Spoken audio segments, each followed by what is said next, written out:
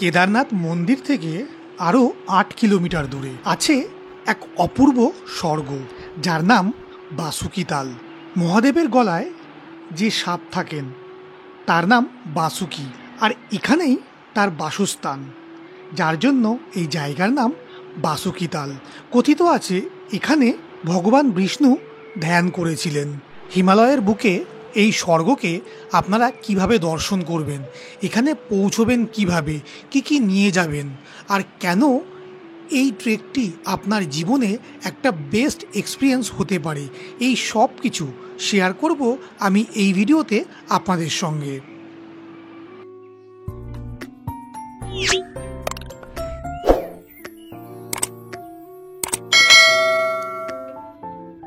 বাসুকিতালের প্রথম এপিসোডে কি কি ছিল সেগুলো যদি আপনারা না দেখে থাকেন তাহলে আই বাটনে ক্লিক করে আপনারা দেখে নিতে পারেন। সকাল 5:30টায় কেদারনাথ মন্দির থেকে রেডি হয়ে আমি বেরিয়ে পড়লাম বাসুকিতাল ট্রেকিংয়ের জন্য। আজ আমাকে 8 কিলোমিটার উপরে ট্রেকিং করে পৌঁছতে হবে বাসুকিতালে, আবার 8 কিলোমিটার ট্রেকিং করে আমাকে ফিরে আসতে হবে বাবার মন্দিরে। প্রথমে রাস্তাটা একদম 75 ডিগ্রি অ্যাঙ্গেলে চড়াই ছিল। সেই রাস্তাটা আস্তে আস্তে ট্রেকিং করে আমি পৌঁছলাম প্রায় 4 কিলোমিটার রাস্তা। এরপর আমার জল শেষ হয়ে গিয়েছিল, আর সেই জলের সন্ধান বাবা আমাকে কিভাবে পাইয়ে দিয়েছিল সেটা তো আপনারা দেখেছিলেনই। আশ্চর্য ব্যাপার ছিল এই জলটা আমার পাওয়া, কারণ এই রুটে কিন্তু আমাকে বলেছিল কোনো জলের সোর্স নেই, তারপরেও বাবার কৃপায় আমি কিন্তু জলের সোর্স পেয়েছি। যাওয়ার সময় এক আঘরি বাবার সঙ্গে দেখা হলো, যে বাসুকিতাল থেকে ফিরে আসছিলেন। সেই বাবা বলল আমি এখনও নাকি 50% রাস্তাও পৌঁছোইনি, অলরেডি তখন 3 ঘন্টা হয়ে গিয়েছিল। দূরে একটা আশার আলো দেখতে পারলাম, দেখলাম দুজন আমার 1 থেকে 1.5 কিলোমিটার আগে আস্তে আস্তে উপরে উঠছে।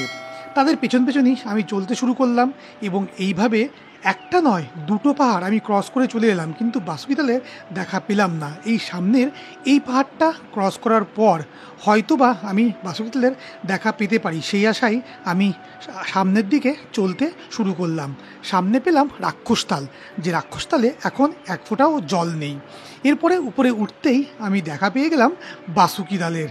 বাবার নাম নিয়ে আমার মনে তো খুব উচ্ছ্বাস যে গাইড ছাড়া একা একা আমি ঠিক পৌঁছে গেছি বাবার কৃপায় বাসুকিতালে। তবে এখানে এসে আমি ফিল করলাম যে চোখের ধাঁধা বা ইলিউশনটা কি হতে পারে। আমি পাহাড়ের চূড়া থেকে দেখতে পেলাম বাসুকিতালটা আমার একদমই কাছে, কিন্তু সেই পাহাড় থেকে আমি যখন নিচে নামছি তখন মনে হচ্ছে বাসুকিতাল আমার থেকে আবার 100 মিটার দূরে চলে গেছে। আবার যখন আমি সামনে যাচ্ছি মনে হচ্ছে বাসুকিতাল আরও 100 মিটার দূরে চলে যাচ্ছে। ঠিক এইভাবে এরকম করতে করতে আমি প্রায় 2 কিলোমিটার পায়ে হেঁটে ফেললাম। তারপর এসে পৌঁছলাম বাসুকিতালের সামনে। আপনারা বললে বিশ্বাস করবেন না, এই ট্রেকটিকে করার সময় আমি বারবার একটা জিনিস ফিল করেছি, কোনো এক অজানা শক্তি আমাকে সাহায্য করছে এই ট্রেকটা করার সময়। তো বন্ধুরা, ফাইনালি পৌঁছে গেছি বাসুকিতালে।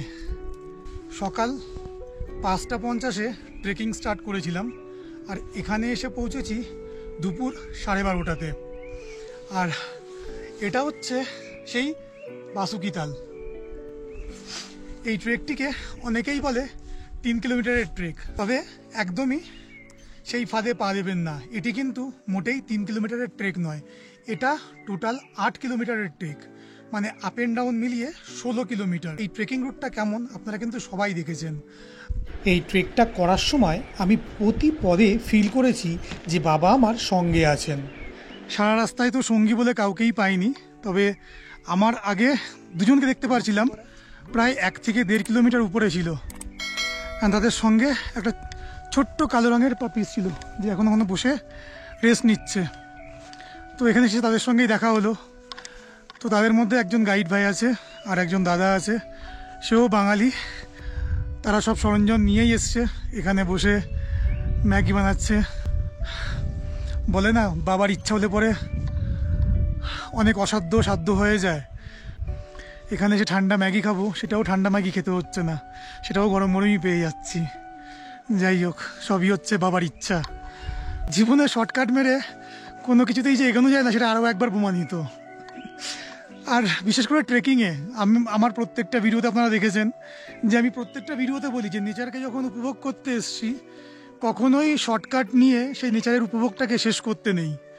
তো আজকে যেহেতু আমার সঙ্গে কেউ ছিল না, না কোনো গাইডও ছিল, একা একাই পুরো ট্রেকটা করেছি। এটা একটা আননোন ট্রেক, যেটা বললাম যে রুট ম্যাপও কোথাও পাচ্ছিলাম না। আমি একটা অফলাইন ম্যাপ ডাউনলোড করে নিয়ে এসেছিলাম, যেটাতে আমাকে ডিস্টেন্স তো শো করছিল, বাট সেখানে কিন্তু আমাকে কোনো রুট ম্যাপ দেখাচ্ছিল যে আমাকে এই রাস্তা দিয়েই যেতে হবে।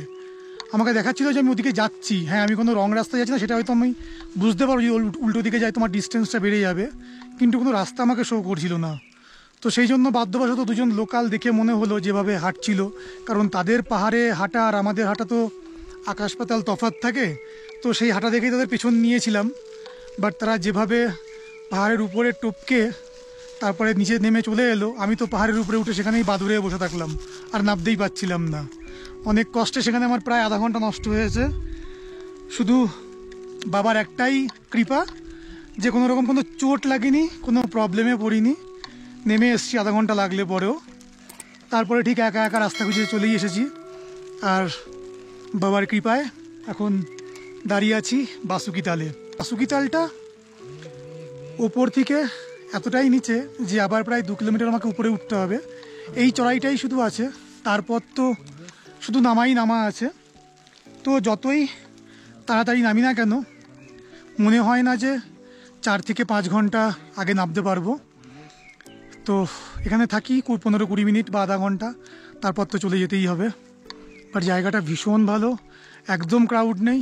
বরাবর আমার এরকম পরিবেশই পছন্দ, যেখানে ক্রাউড থাকবে না, নিজের মনের মতো করে কিছুক্ষণ টাইম স্পেন্ড করা যাবে, একটা শান্ত পরিবেশ। ঠিক জায়গাটা একদম পারফেক্ট। আমি এখন ভাবছি যে ট্রেনটা কেন নিয়ে এলাম না, ট্রেনটা আনলে পরে হয়তো থাকা যেত এখানে। বাট ঠিক আছে, নেক্সট টাইম যদি কখনো আবার প্ল্যান করি, অবশ্যই বাবার ইচ্ছা থাকলে পরে এখানে এসে একটা রাত তো অবশ্যই থেকে যাওয়া যায়। চলুন আবার দেখা হবে যাওয়ার সময়, আপনাদের আবার দেখাবো কিভাবে যাচ্ছি। কথায় বলে পাহাড় আর ম্যাগি, এর থেকে ভালো জিনিস তো হতেই পারে না।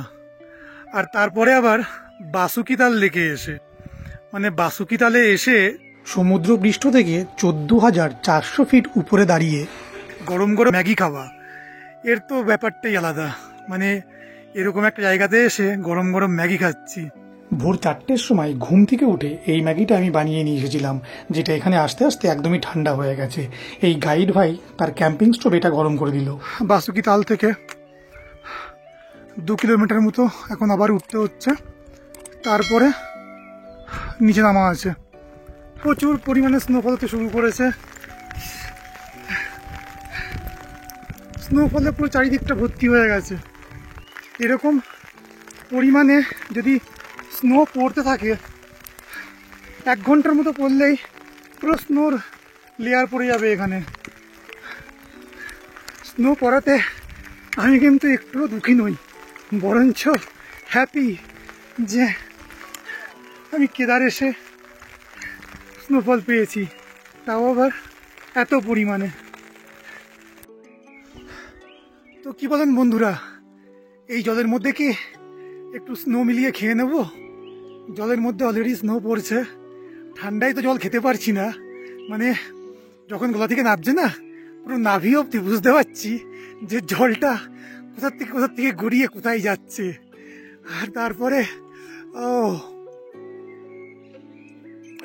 এই অনুভূতি সত্যি, এটা ভাষায় প্রকাশ করে বোঝাতে পারবো না।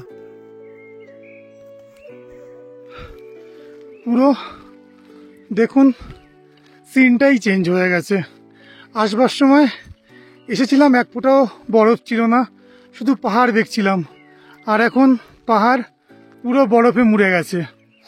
আর এটা যে দেখতে পাচ্ছেন, এটাও কিন্তু একটা তাল, এটা হচ্ছে রাক্ষস তাল। তবে এই রাক্ষস তালে বর্ষার সময় পুরো এই উঁচু অবধি জল থাকে, কিন্তু বর্ষার পর আস্তে আস্তে যখন বর্ষা কম হয়ে যায়, এই জল কিন্তু শুকিয়ে যায়। এই তালের জল কিন্তু সব শিফট হয়ে চলে যায় বাসুকি তালে। দেখুন আসবার সময় আমি এসছিলাম এক রাস্তা দিয়ে, যাওয়ার সময় মনে হচ্ছে আমি এক অন্য রাস্তা দিয়েই যাচ্ছি। আর এটা সত্যি সত্যি ভগবানের কৃপাই বলবো তার কারণ হচ্ছে এই দুজনের দেখা না পেলে নিচে গিয়ে আমি একা একা যে কীভাবে রাস্তা ঠিক করে আসতাম, কারণ আসবার সময় তো পুরো ট্রেলটা বোঝা যাচ্ছিল, সেই ট্রেল দেখে দেখেই আমি আসছিলাম। কিন্তু এই স্নো পড়াতে ট্রেলটা পুরোটাই ঢেকে গেছে, ট্রেলটা বোঝাই যাচ্ছে না। এই গাইড ভাইটা ছিল বলেই আমি কিন্তু ওর পেছন পেছন যেতে পারছি, না হলে সত্যি যেতে পারতাম না। আর এটাকে বাবার কৃপা ছাড়া কি বলবো বলুন, প্রতি মুহূর্তে প্রতি পদেই কিন্তু আমি বাবার কৃপা পাচ্ছি ঠিক এইভাবে, সেটা কেউ মানুক চাই না মানুক।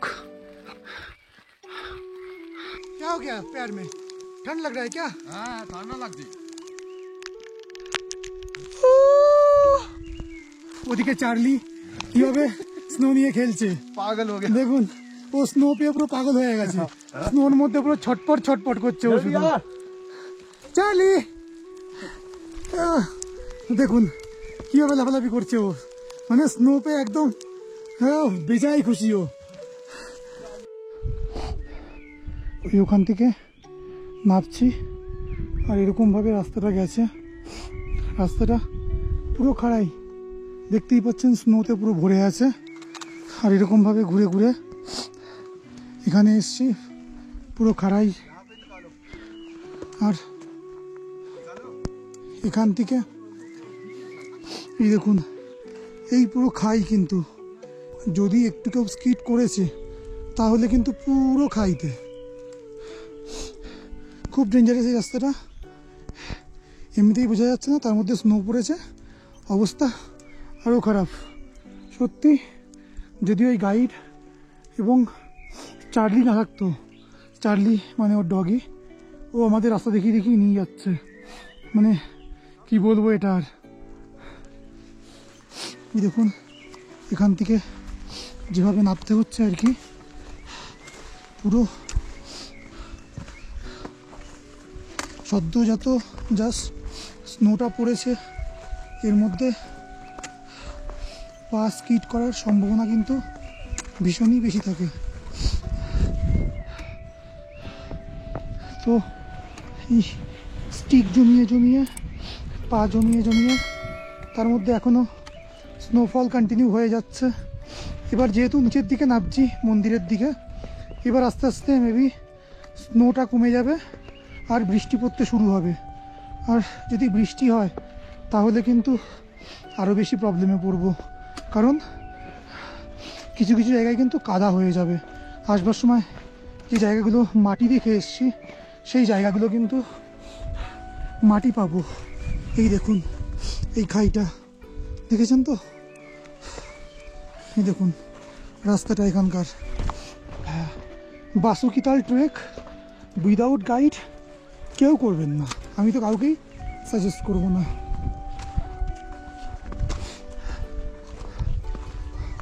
এই দেখুন চার্লি বেশ মজায় আছে, শুধু খেলছে বরফের মধ্যে, এখানে সেখানে গিয়ে লাফালাফি করছে, কুদাকুদি করছে। হ্যাঁ খুব মজায় আছে ও। আর দেখুন এই পাশটা পুরো খাই, আর তার পাশ থেকে এই ছোট্ট সরু ট্রেলটা, মানে একজনের বেশি দুজন এখান থেকে কিন্তু যেতে পারবে না। কোনোদিন দেখেছেন বরফ গলিয়ে চা বানাতে? আজকে বরফ গলিয়ে চা তৈরি হচ্ছে। স্টোভ জ্বলে গেছে, স্টোভে আগুন দেওয়া হয়ে গেছে, এবার বরফ গলানো হচ্ছে। বরফ পুরো গলে গেছে, এবার রাস্তাতে ফুটতেও শুরু করে দিয়েছে অলমোস্ট। স্নোফল হওয়ার পরে পুরো জাকিয়ে ঠান্ডা পড়ে গেছে, এর মধ্যে গরম গরম র চা করে তিনজন মিলে খেয়ে গা গরম করে নিলাম। তারপর আবার শুরু করলাম ট্রেকিং। 4 কিলোমিটার ট্রেক তো চলে এসছি, এখনও প্রায় 4 কিলোমিটার ট্রেক বাকি আছে। ওই দেখতে পাচ্ছেন দূরে বাবার মন্দির দেখা যাচ্ছে, কেদারঘাটি, আর ওটা হচ্ছে হিমালয়। বাসুকিতাল যাওয়ার সময় আমি ঠিক এই জায়গাটাতেই খুঁজে পেয়েছিলাম সেই জলের সোর্সটা, যেখান থেকে আমি জলটা ভরেছিলাম। কিন্তু বিশ্বাস করুন, এত খোঁজার পরেও সেই জলের জায়গাটা আমি কিন্তু আর খুঁজে পেলাম না। আমাকে ওই গাইড ভাইটা বলল, দাদা আপনি কোথায় জলের সোর্সটা পেয়েছিলেন আমাকে একবার দেখিয়ে রাখুন, কারণ আমি এখানকার লোকাল এবং আমি প্রায় কিন্তু এই রাস্তাতে আসি। সুতরাং এই জলের সোর্সটা পাওয়াটা আমাদের কাছে একটা খুব ভালো ইনফরমেশনের হবে। কিন্তু বিশ্বাস করুন, আমরা তিনজন মিলেও এই জায়গাতে সেই জলের সোর্সটা আর খুঁজে পেলাম না। এটা কি ছিল আমি সত্যি এখনো অবধি আমার জানা নেই। দেখুন বন্ধুরা, কি পরিমাণে স্নোফল হচ্ছে। এত পরিমাণে স্নোফল হচ্ছে যেন মনে হচ্ছে যে স্নোফল আমাদের পেছন ছাড়ছে না। এত উপর থেকে নিচে অবধি নেমে এসছি, নিচেও এত স্নোফল হচ্ছে। মনে হচ্ছে যেন আমরাই স্নোফলগুলোকে উপর থেকে নিচে অবধি রেখে নিয়ে এলাম। এরকমভাবে যদি স্নোফল হয় তাহলে হয়তো আজ রাতেই কেদারনাথে স্নোফল হয়ে যাবে। তো বন্ধুরা, বাসুকিতাল ট্রেকের এই ভিডিওটি কেমন লাগলো কমেন্ট সেকশনে কিন্তু অবশ্যই কমেন্ট করে জানাবেন। আর ভিডিওটি ভালো লেগে থাকলে অবশ্যই একটা লাইক এবং আপনার প্রিয়জনদের সঙ্গে শেয়ার করবেন। এই ভিডিওতে এতটাই। নেক্সট কোনো ভিডিও নিয়ে খুব তাড়াতাড়ি দেখা হয়ে যাবে আপনাদের সঙ্গে। ততদিন সুস্থ থাকুন, ভালো থাকুন। জয় হিন্দ, জয় ভারত।